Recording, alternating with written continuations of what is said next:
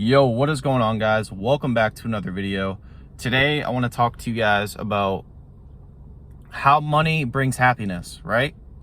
So there's a common theme and cliche in society that money doesn't bring happiness, right? And you hear it from people who are spiritual gurus, or they're just, kind of like the meek shall inherit the earth type of people, right? And I'm here to tell you guys that money is very important, right? So we think that, in contemporary culture, that we can just be happy, living our lives, doing what we want, and, working. We can experience the greatest joys that life has to offer. And I'm going to tell you guys that is somewhat true, but not fully true, right? So money is a tool, right? And just like anything, it can be used or pursued in a way that's toxic or healthy, right? In the Bible, it says for the love of money is the root of all evil, right? Meaning, for the love of money, the greediness and endless pursuit of money for its own sake and for its desire to fulfill us is the pursuit of money, which is the root of all evil, right? So we have a situation where we think that we can just live, with little means and not a lot of money and be happy. But here, I'm gonna play the devil's advocate. Money, what does money offer? Why do we seek money in the first place? We want money so we can be independent. We want a lot of money so we can be financially free, so we don't have to be controlled by a boss, so we don't have to clock in at a certain time or adhere to what people are telling us to do in the workplace, right? We can take a vacation whenever we want. We can take time off whenever we wish, right? So with all that being said, if we're financially free and we don't have to show up to work every day and we're not controlled by a boss, then we can immerse ourselves in things that we find truly valuable and that fulfill us on a deep level, right? So for example, I'm just gonna take myself as an example. On my days off, what do? I fast, I go out for walks, I bike ride, I go to the gym, I meditate, I read, right? I cook, I do things that I enjoy, right? And on those days, I'm very satisfied, I'm very happy, I'm very upbeat. I'm in the sun, I'm out in nature, I hear the birds, I'm feeling the breeze, right? I'm feeling good, right? However, if there's days where I'm inside all day, or people are being bossy, or customers are being nasty, or it's just a stressful day, I'm not so happy, right? And as a result, and why is that? That's the question, right? Why am I not happy on those days?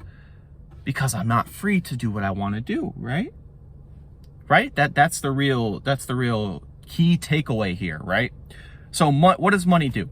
If you're financially free and if you have millions of dollars and you make a good amount of money, you don't have to worry about money. And when you don't have to worry about money, you're not worried about how expensive things are. You're not in a negative attitude. You're not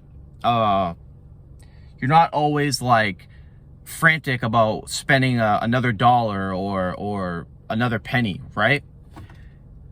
So the money that buys your lifestyle is what leads to happiness, right? Because everything, like the lack of money that you have or I have right now is why we work, right?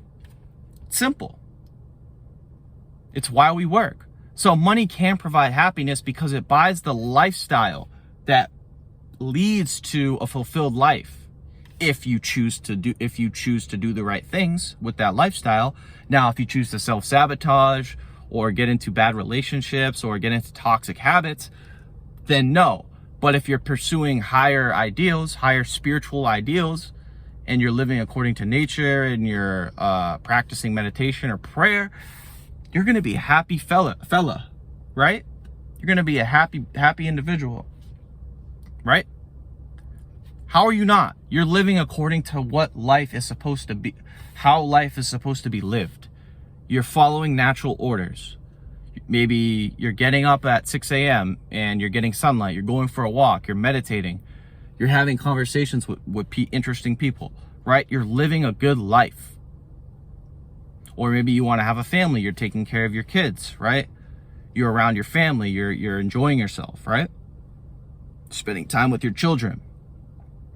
However, if you have to go to work for 12 hours and it's a stressful environment and people are being assholes and there's a lot of, the air quality's poor, there's electromagnetic frequencies going around, you're sitting at a computer, are you going to be as happy as you would, or are you going to be, as you would if you were at home or outside or living the lifestyle that is according to natural law? No, you're not. You're really not. So when I hear people say money doesn't buy happiness, I kind of cringe a little bit, because it truly does. It buys the lifestyle that will allow you to pursue things that make you happy, that make you feel deeply satisfied on a spiritual level. Not just for a day or for a week, for a lifetime. You're satisfied at a deep level because you know that you're pursuing things that are meaningful and valuable. But when we go to work, just for survival, our lives aren't meaningful. We feel like we're just animals surviving in the wild, right? And that's what most people's lives are. They're living at a survival-based level, and they don't feel like there's anything greater than what they're experiencing in the current moment. And as a result of that, they feel depressed, they feel anxious, they self-sabotage, they're negative, they have terrible belief systems, they have their subconscious mind is terribly programmed by just bad influence all around, media, teachers, friends, right? So money buys the lifestyle that can afford us that can give us happiness, right? So if you're young, if you're 18 to 25 to 30, that's pretty young, right? Go focus on getting money, right? I'm working 60 to 70 hours a week because I need the money to be able to afford the lifestyle that I want to live in a year, 2 years, or 3 years, right? Don't let these people tell you that, oh, you can just be happy and just sit around all day and be broke. There are some people that don't have a lot of money that are happy. But I wouldn't say the majority of the people that are broke are happy. I wouldn't say it. I work at a gas station, and the people that come in, right? They're negative, right? They're pissed off, they're tired, they work all day. They're working low-wage jobs. And then at the end of their day, they're coming in, they're buying beer, they're buying cigarettes.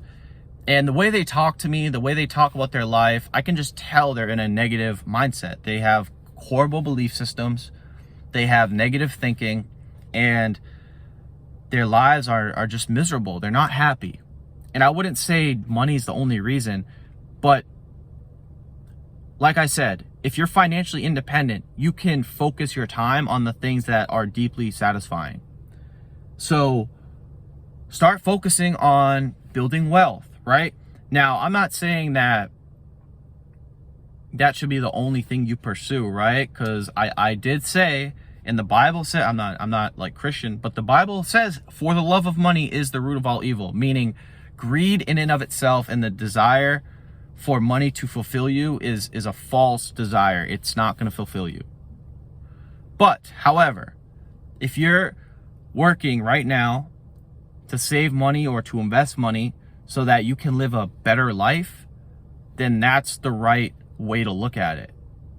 And you will fulfill that. Right? So if you have to work 70 hours to save up to move out, or to save up for a self-education course or something that's going to make you more money, then that's a smart investment. But if you're saving money just because you want to, flex and buy gold chains and, look cool with Gucci belts and Nike Roches, then that's not the right pursuit, right?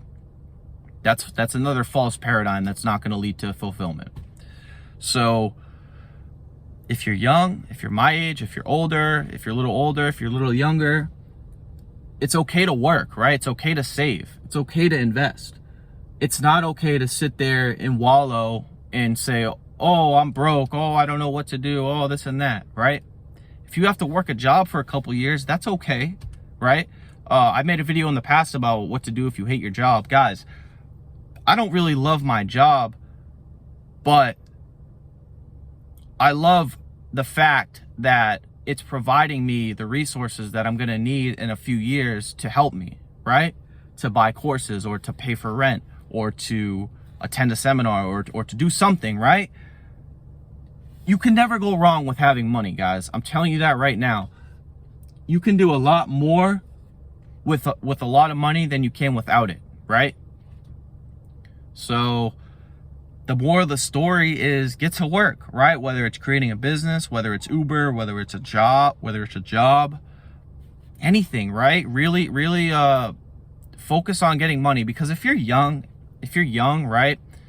And you're just kind of like listening to these spiritual gurus and coaches or teachers or sages and saints, guys, you got to remember, these guys are all old as shit, right? Deepak Chopra's like 70 years old. Sadhguru's like same age. Eckhart Tolle, same thing. These guys are old. And I'm not saying the spiritual, you can't be like spiritual and have money. No, you can, right?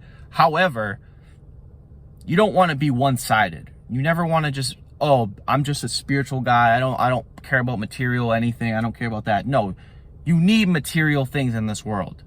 I don't care what anybody says.